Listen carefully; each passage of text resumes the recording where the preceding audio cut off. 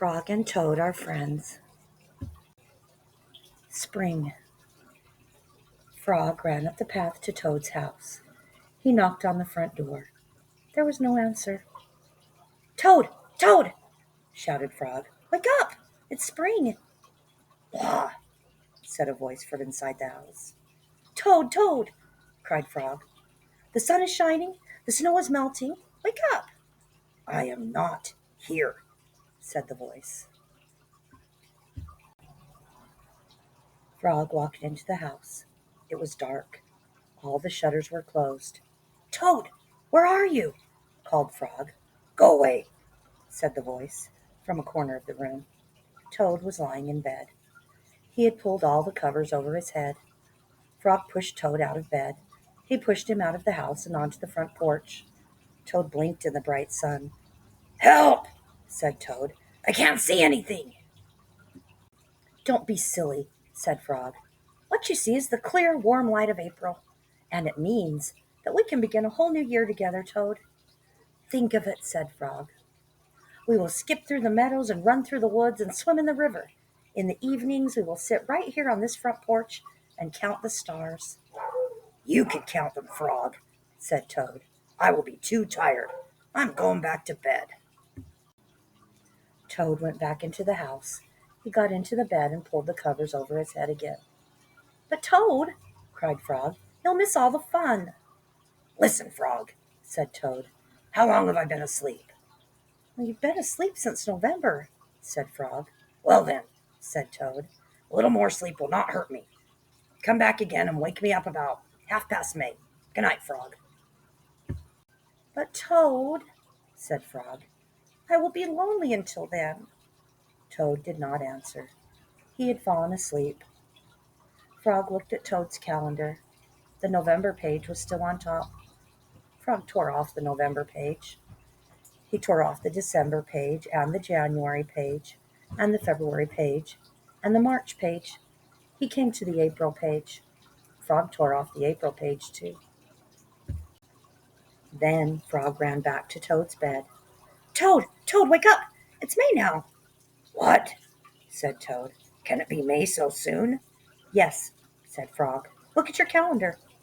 Toad looked at the calendar. The May page was on top. "Why, it is May," said Toad, and he climbed out of bed. Then he and Frog ran outside to see how the world was looking in the spring. The story.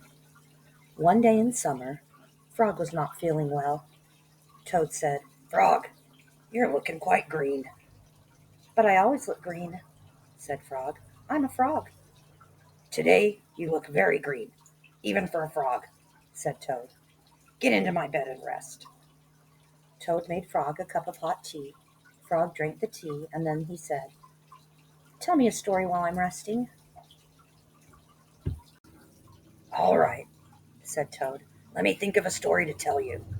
Toad thought and thought, but he could not think of a story to tell Frog. "I will go out on the porch and walk up and down," said Toad. "Perhaps that will help me to think of a story." Toad walked up and down on the porch for a long time, but he could not think of a story to tell Frog. Then Toad went into the house and stood on his head. "Why are you standing on your head?" asked Frog. "I hope that if I stand on my head, it'll help me to think of a story," said Toad. Toad stood on his head for a long time, but he could not think of a story to tell Frog. Then Toad poured a glass of water over his head. "Why are you pouring water over your head?" asked Frog. "I hope that if I pour water over my head, it'll help me to think of a story," said Toad.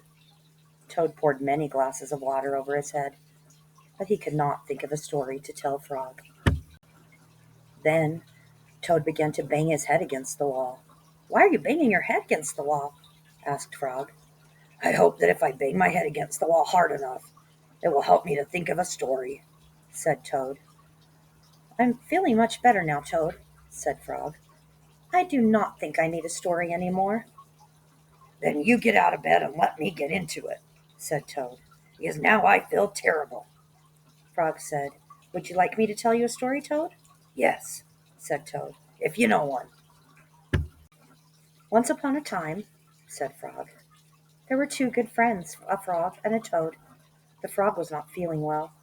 He asked his friend the toad to tell him a story. The toad could not think of a story. He walked up and down the porch, but he could not think of a story. He stood on his head, but he could not think of a story. He poured water over his head, but he could not think of a story. He banged his head against the wall, but he still could not think of a story. Then Toad did not feel so well, and the frog was feeling better. So the toad went to bed, and the frog got up and told him a story. The end. "How was that, Toad?" said Frog. But Toad did not answer. He had fallen asleep. A lost button. Toad and Frog went for a long walk. They walked across a large meadow. They walked into the woods. They walked along the river. At last they went back home to Toad's house. "Oh, drat!" said Toad. "Not only do my feet hurt, I have lost one of my buttons on my jacket." "Don't worry," said Frog. "We'll go back to all the places where we walked. We will soon find your button." They walked back to the large meadow. They began to look for the button in the tall grass. "Here's your button," cried Frog. "That is not my button," said Toad. "That button is black. My button was white." Toad put the black button in his pocket. A sparrow flew down. "Excuse me," said the sparrow. "Did you lose a button? I found one." "That is not my button," said Toad. "That button has 2 holes. My button had 4 holes." Toad put the button with the 2 holes in his pocket. They went back to the woods and looked on the dark paths. "Here's your button," said Frog. "That is not my button," cried Toad. "That button is small. My button was big." Toad put the small button in his pocket. A raccoon came out from behind a tree. "I heard you were looking for a button," he said. "Here is one that I just found." "That is not my button," wailed Toad. "That button is square. My button was round." Toad put the square button in his pocket. Frog and Toad went back to the river. They looked for the button in the mud. "Here's your button," said Frog. "That is not my button," shouted Toad. "That button is thin. My button was thick." Toad put the thin button in his pocket. He was very angry. He jumped up and down and screamed, "The whole world is covered with buttons, and not one of them is mine." Toad ran home and slammed the door. And there, on the floor, he saw his white, 4-holed, big, round, thick button. "Oh," said Toad, "it was here all the time. What a lot of trouble I've made for Frog." Toad took all of the buttons out of his pocket. He took his sewing box down from the shelf. Toad sewed the buttons all over his jacket. The next day, Toad gave his jacket to Frog. Frog thought that it was beautiful. He put it on and jumped for joy. None of the buttons fell off. Toad had sewed them on very well. A swim. Toad and Frog went down to the river. "What a day for a swim," said Frog. "Yes," said Toad. "I will go behind these rocks and put on my bathing suit." "I don't wear a bathing suit," said Frog. "Well, I do," said Toad. "After I put on my bathing suit, you must not look at me until I get into the water." "Why not?" asked Frog. "Because I look funny in my bathing suit, that's why," said Toad. Frog closed his eyes when Toad came out from behind the rocks. Toad was wearing his bathing suit. "Don't peek," he said. Frog and Toad jumped into the water. They swam all afternoon. Frog swam fast and made big splashes. Toad swam slowly and made smaller splashes. A turtle came along the river bank. "Frog, tell that turtle to go away," said Toad. "I do not want him to see me in my bathing suit when I come out of the river." Frog swam over to the turtle. "Turtle," said Frog, "you will have to go away." "Why should I?" asked the turtle. "Because Toad thinks that he looks funny in his bathing suit, and he does not want you to see him," said Frog. Some lizards were sitting nearby. "Does Toad really look funny in his bathing suit?" they asked. A snake crawled out of the grass. If Toad looks funny in his bathing suit, said the snake, then I, for one, want to see him. We want to see him too, said two dragonflies. Me too, said a field mouse. I have not seen anything funny in a long time. Frog swam back to Toad. I'm sorry, Toad, he said. Everyone wants to see how you will look. Then I will stay right here until they go away, said Toad. The turtles and the lizards and the snake and the dragonflies and the field mouse all sat on the river bank. They waited for Toad to come out of the water. Please, cried Frog, please go away. But no one went away. Toad was getting colder and colder. He was beginning to shiver and sneeze. I will have to come out of the water, said Toad. I am catching a cold. Toad climbed out of the river. The water dripped off of his bathing suit and down onto his feet. The turtle laughed. The lizards laughed. The snake laughed. The field mouse laughed. And Frog laughed. What are you laughing at, Frog? Said Toad. I'm laughing at you, Toad, said Frog, because you do look funny in your bathing suit. Of course I do, said Toad, and then he picked up his clothes and went home. The letter. Toad was sitting on his front porch. Frog came along and said, What's the matter, Toad? You're looking sad. Yes, said Toad. This is my sad time of day. It is the time when I wait for the mail to come. It always makes me very unhappy. Why is that? Asked Frog. Because I never get any mail, said Toad. Not ever? Asked Frog. No, never, said Toad.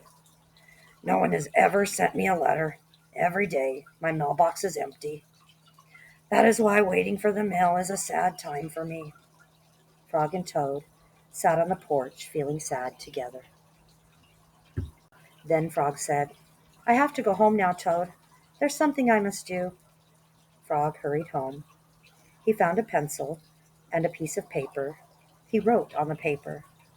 He put the paper in an envelope.